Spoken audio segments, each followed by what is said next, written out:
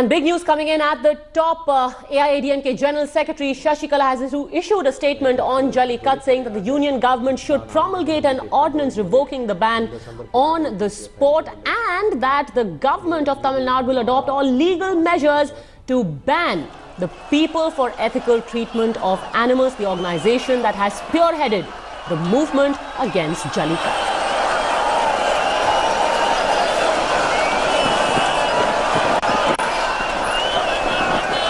And tomorrow, in fact, the Tamil Nadu Chief Minister O. Selvam will be in Delhi with the demand that the centre bring in an ordinance because of the kind of pressure that has been brought upon his government from across the state. And it's not just the traditionalists who are this time seeking Jallikattu. It is young professional students who have turned out on the streets of Chennai, of Coimbatore, saying that the ban on their traditional sport is not right and the state government and the centre should ensure that Jallikattu continues.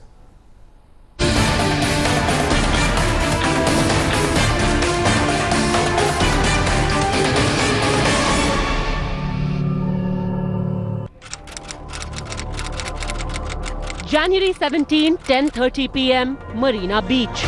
After a series of protests that we have seen in Madurai, the Jallikattu protests have started in Chennai as well. We have young volunteers who have come all the way to the Marina Beach in Chennai saying that they want Jallikattu.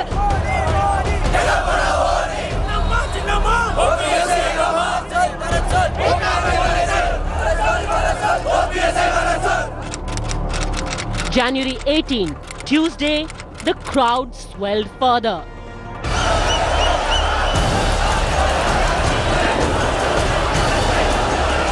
The protest for Jallikattu is only getting stronger day by day, and today for the second day people have gathered outside the marina and they're saying that they will not leave this premises until justice is served to them. And this is not just in Chennai.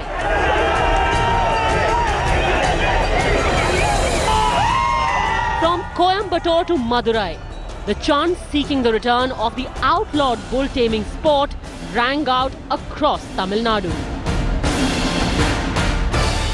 We are in the edge, losing our culture.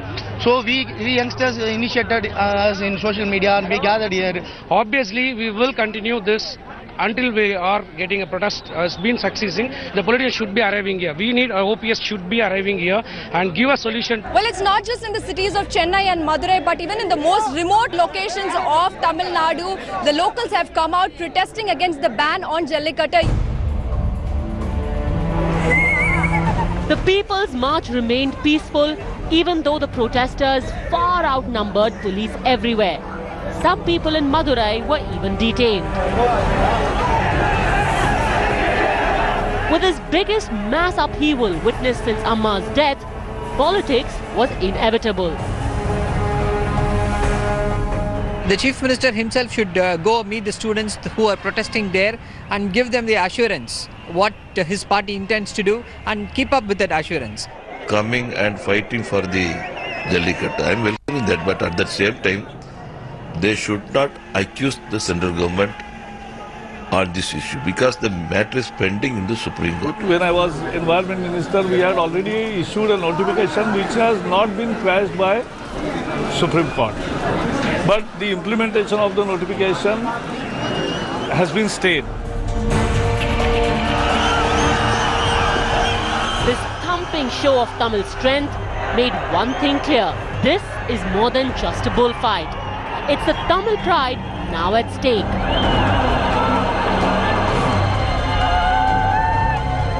And the torture versus tradition debate is far from over. With Akshay Anath, Revati Rajivan, Akshita Nandgopal and Pramod Madhav in Chennai, Bureau Report, India Today. Joining us live now is Sadhguru Jaggi Vasudev. Welcome to India Today. Thanks very much for speaking to us, Sadhguru. Namaskaram. Let me start by asking you, Sadhguru, what do you make of what is happening across Tamil Nadu right now? Have you ever seen something like this in the state? where people are turning out voluntarily, and these are not politicians, these are students, they are office goers, these are people who have an earning to their bread to earn, yet they are skipping office and college and they are sitting there on the streets.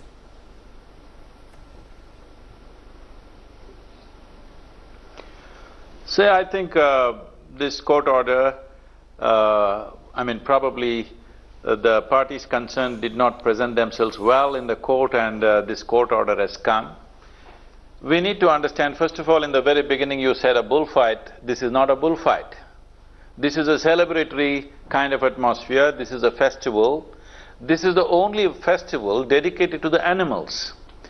This is the Makar Sankranti in the rest of the country is called Pongal in Tamil Nadu. Day on which there is a Matu Pongal, that is for the beasts which work on the land. Because in the agricultural community, the animals are seen as partners in the making of what happens. They work for it and they get a share of their harvest that happens in many different ways. So there has been a long-standing partnership or relationship, because we are an agricultural society. Even today, 65% of the population is agro-based population, and suddenly this court order comes taking away a fundamental festival where the taming of the bulls was what it used to be in the ancient times, but now generally you don't have wild bulls like that, but still that is being enacted in a certain way. There is no bullfight here. This is not Spain, this is not Sevilla, where bulls are killed on an afternoon, half a dozen bulls are slaughtered in exactly. these So the traditional way of how this was supposed to be practiced is what you're describing, Sadhguru. But from the evidence that was produced before the Supreme Court, and there was video evidence of this, the actual practice is far from what has been prescribed. You've got animals who are agitated, made to stand for long hours, and if I'll just quote from what the Supreme Court had said, they are made to move from side to side, they have got chili rubbed into their eyes, their anus, poked with sharp objects, all of this is done. So an animal which is supposed to be revered is actually being tortured. How can the practice be condoned then?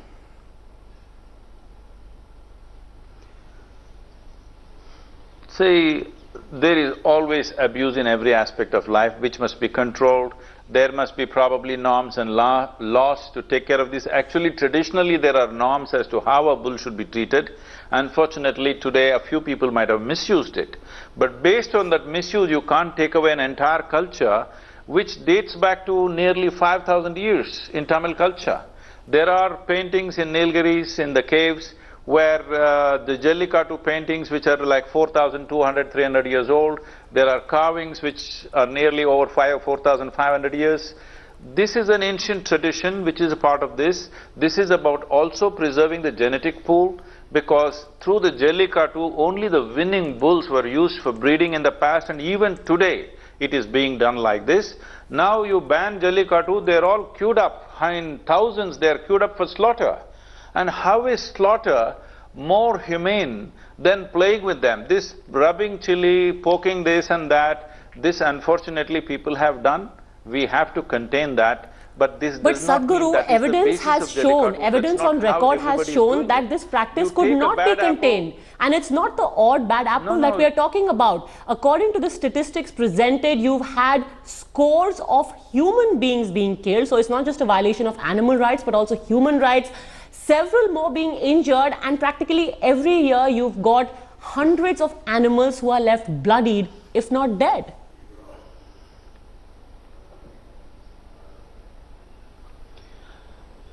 See, we had over 120 varieties of local breeds of cattle in this country.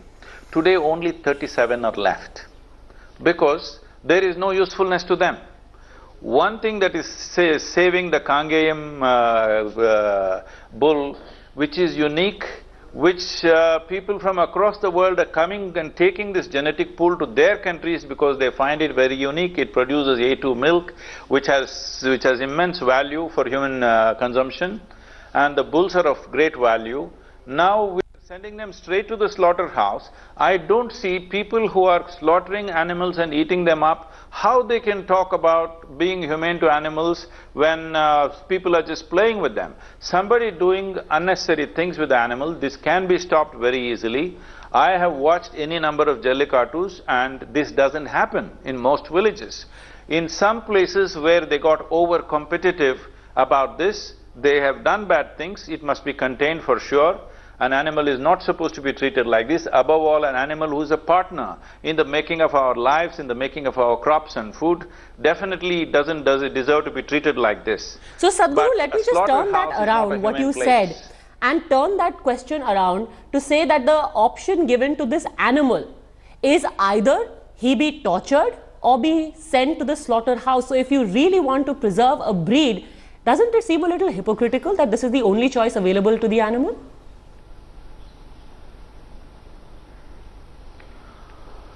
That's fine, Padmaja, but the reality of the country is we cannot preserve something unless it has some economic value or some social value.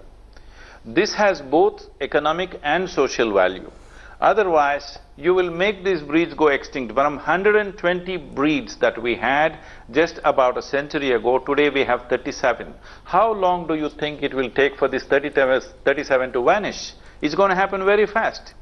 Now at least they are breeding and taking care of this. The best thing is to put clear-cut norms, make the local administration get involved and ensure that that kind of torture does not happen to animals. This can be done. You can't just take away something that's there with the people. The youth of the rural youth, what are they supposed to do? Till you provide them with football stadiums, boxing rings, gymnastics and the works that a youth needs, till then please don't take away Jallikattu, because that's the only sport they have. So you would agree and that the kind of treatment meted out to these animals which results as embracing, which results in them being injured is not what was originally prescribed. Do you at least support the most stringent of action against people who behave in the manner which leaves animals injured and dead? Because what happens usually is that in practice, the police turn a blind eye because again the whole tradition argument is thrown at them. So animals get tortured and the police let these people go. Make an example out of these people at least. No, it is very simple. If we empower the local panchayats or the district administration to make sure, because this is a festival where everybody is involved, to make sure that certain norms are set, the traditional norms. You don't have to set new norms because the traditional norms are concerned about the bull, because after the Jallikattu, the bull is prized. It is supposed to breed, it is supposed to work, it is supposed to be the heroic bull in the village. It's not to be killed. If it dies, it's a tragedy that they wouldn't want, because a person who rears the bull has invested so much in it. About a few youth getting injured, and maybe sometimes death has occurred, but if you want to take away all adventure from youth, what is it?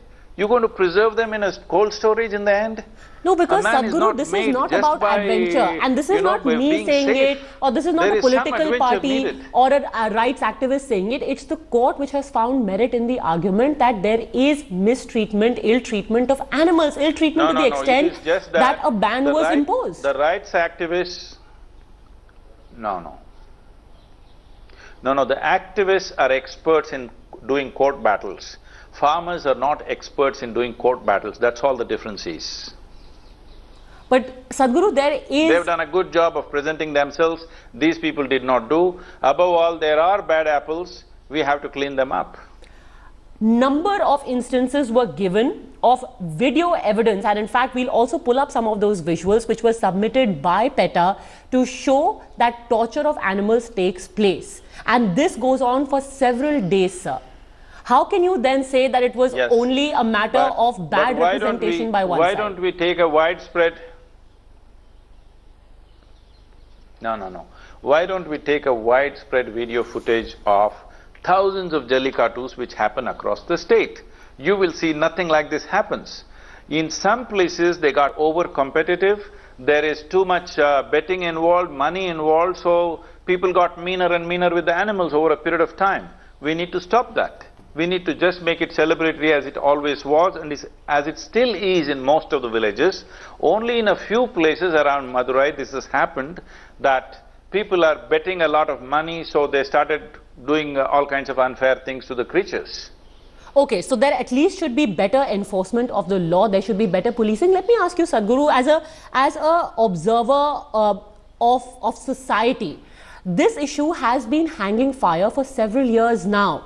How do you explain, or what do you think has led to this massive outpouring of youth, not just from rural areas, where you will agree primarily this sport is practiced, but urban areas? Suddenly people have taken to the streets. What led to this?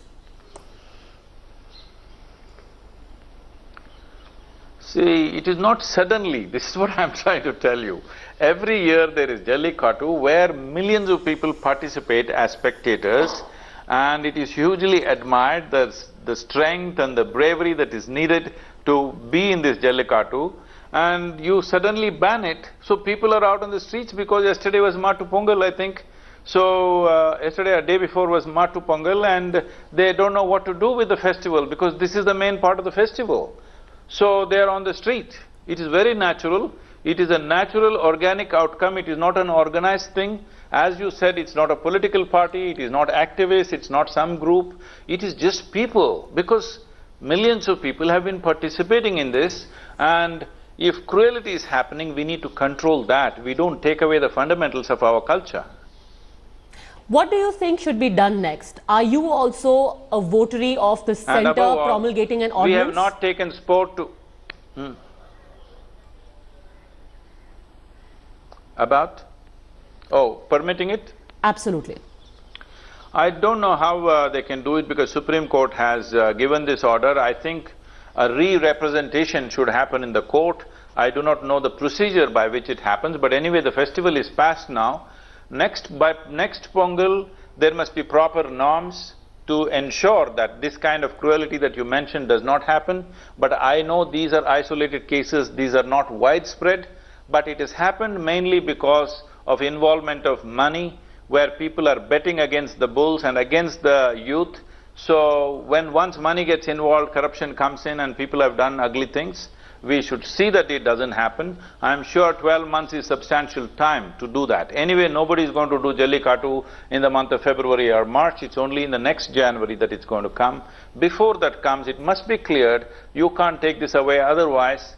I'm telling you, if you pass this kind of judgments, now you are setting up a norm in the country. Even if Supreme Court passes a law, you can ignore it and do what you want. This is not a good precedent for the country as a whole. So you're saying that an ordinance would actually set a bad precedent. We should wait for the Supreme Court to pass judgment on this issue? No, I am not an expert on this. Either the government or the court itself can decide this, but I think 12 months is enough time to come up with some solution. Let me also ask you about some conspiracy theories that are doing the rounds. You know, when we saw these reports coming in from Chennai, from Rameshwaram, from Madurai today, there were these whispers about how there is a conspiracy to try and deny people a centuries-old tradition. Do you buy into any of this, Sadhguru?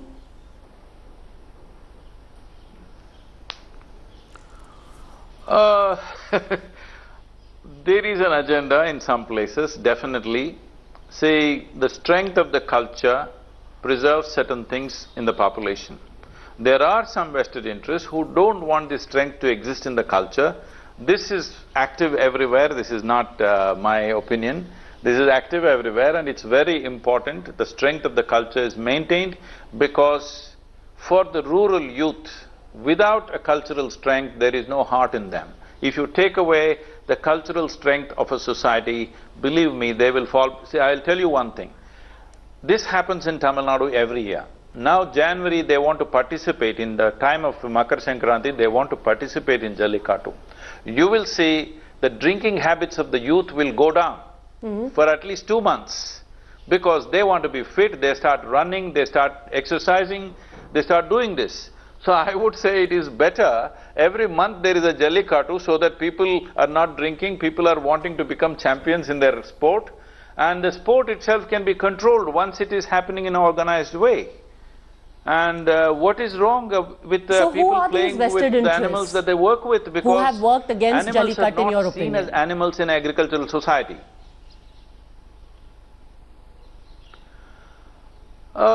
I think it's one thing is there is a certain misunderstanding because people who live in cities, they ride motorcycles and cars, they don't understand people who ride bulls. People don't understand the relationship between humans and animals unless you live in an agricultural society, because you must understand in most homes, the animal stays with you in the same home that you live. They're not somewhere else. So there is such a constant and active relationship. This is not understood. They are only… these are Western values just being superimposed upon us. These are transplanted ideas without understanding the local reality. So NGOs like PETA who are campaigning against Jallikattu, do you think that this is part of some larger plan, some larger design? I don't think it's such a large plan, but definitely you have to examine where the funding comes from. What is right? See, for example, in when this festival that happened in China where Chinese people are eating dogs, American activists are going and protesting in China that you should not eat dogs, we love dogs. Okay, we love cows, will you stop eating cows? So every culture has its own intricacies. You have to respect that for what it is. But if there is active cruelty happening to the animals, definitely it must stop. Whoever thinks in ancient times people were cruel to animals and now we have learned this, they are completely wrong. In ancient times, people clearly understood that animal is an active partner in their livelihood. Nobody treated them badly. It is only now because we think animal is just to be eaten or to be made into shoes or handbags or whatever. We are thinking on those lines, we are looking at everything as a product or a commodity. But this is not how this culture understood. We never saw animals as commodities. We saw it as a part of our daily life and economic activity, and there is an emotional bond with that. And you must see how these bulls are taken care of, with how much love and care it's taken care of. It's the Formula 1 for the rural youth in Tamil Nadu. Okay, since you brought up this entire, the Chinese dog-eating festival, that analogy, just taking it forward, a lot of people have also pointed out the hypocrisy about how on the one hand there are voices against slaughter of the Govt, and on the other this sport which does involve cruelty to members of that Govt is supported. How do you reconcile that, Sadhguru? I'm telling you, there is no cruelty large scale. It has happened in some places, that must be stopped. About Govt, let us understand this. One thing, if at all, if we can call any great achievement in this country, one great achievement in this nation is, we have somehow managed to produce food for 1.2 or 1.3 billion people with almost no infrastructure, ramshackle infrastructure, no technology. Our farmers have done this. In this, the partnership of the animal is big. But now we think we can produce food out of tractors. This is not going to happen because we are killing the soil. More animals on the land is most important for saving the soil and saving this nation. It's very, very important. Okay. Now, there are many ways to save the animal. It has to have some economic value, it has to have some social value, it has to have some entertainment value. All these things add up to having more animals on the land. If you don't have animals on the land, believe me, we are going into this in a big way. I don't want to go into the scientific detail of it, but in India, largely the soil itself is dying. We call this soil as Thai Mannu, that means it's like our mother, but we're killing our mother slowly because our very source of food is slowly dying out, mainly because we've removed the animals. We must understand this, the animals slaughtered in this country are not consumed in this nation. India is the largest exporter of beef. That means what should have enriched your land, you are sending it to some other nation. This is a crime. This has to stop.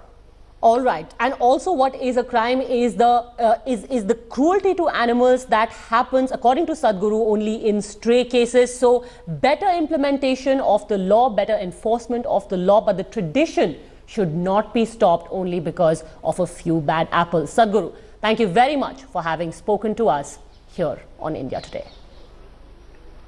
Thank you. Thank you very much. That's it then on today's edition of 8 p.m. Up next, India First with Gaurav.